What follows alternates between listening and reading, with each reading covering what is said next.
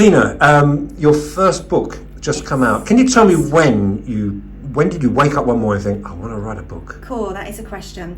Do you know what? It's funny, looking back when I was younger, when I was little, my favourite subject at school was always writing. It was something I always loved to do. Did I ever think I'd do it as a career? Definitely not. Do I think I would do it as a career now? I hope so. We'll see how this one goes.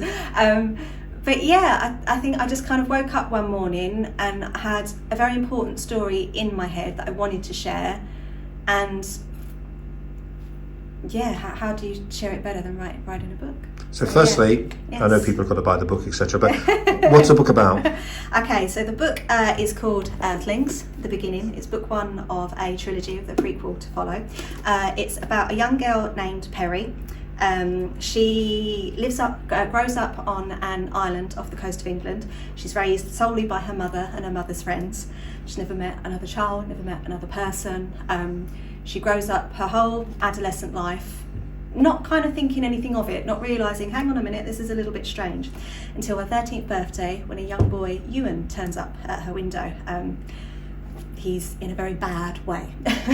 he's not the best for wear.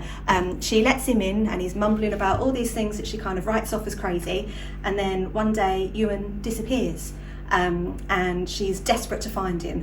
Her mum will not talk about what's going on in the outside world. She refuses to tell her, and as us naughty teenagers do, she rebels. She escapes the island on her 16th birthday, and that's when everything changes. She goes to the mainland, and then the story just kind of explodes from there. So it's a story of family, friendship, adventure, lots of magic, because you've got to keep things exciting, and a few surprises along the way. And How long did it take you to write this book?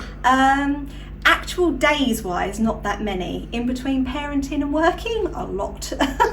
So if I put it down into actually days, we'd say 30 days. If we put that down to when I got to make the 30 days, probably about a year and a half. Right, so did you, between parenting and work, business, life, did you have to try and get a little quiet time if that was possible? Yeah, that's the thing. Like, people always say, like, do you ever get writer's block? And for me, I'm ever so lucky. I don't get writer's block. When I'm able to write, I can just sit there and I can write and write and write. But realistically, because of my lifestyle, I can only write for like 1 or 2 hours at a time, which is very frustrating because my little one will be doing something, I'll have to go off, and there's a bit in the book that I'm desperate to get down, and then I have to wait a week later until I can get it down. So sometimes in Amazon they do, if you like this you might like this. Yes. Is there any other writers, authors might crop up there? Possibly Michael Grant's Gone, just in that's the kind of alternate reality.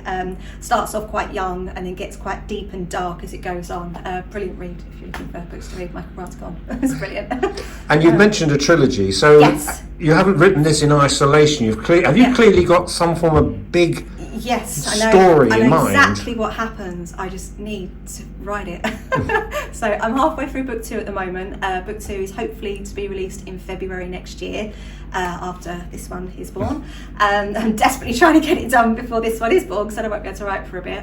I'm hoping for book 3 to be the end of that year, and then the prequel, depending on children as and when they allow me to write. Would you, in your mind, like to do this full time, or is this going to? I'd love to. Would you? Yeah. Why? More than anything, because if you're a writer and you get to write from home, it allows you the ability, if you've got children, to hopefully be a full-time parent as well. So that would be lovely. And as much as I love my business and the various things that I do, it's very time-consuming.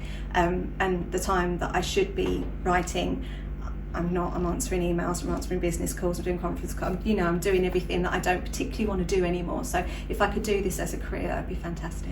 And finally, who's this aimed at? Is it everybody and anybody? Or? Yeah, so it's classed as a young adult book just because it starts off young. It starts off with Perry when she's 13.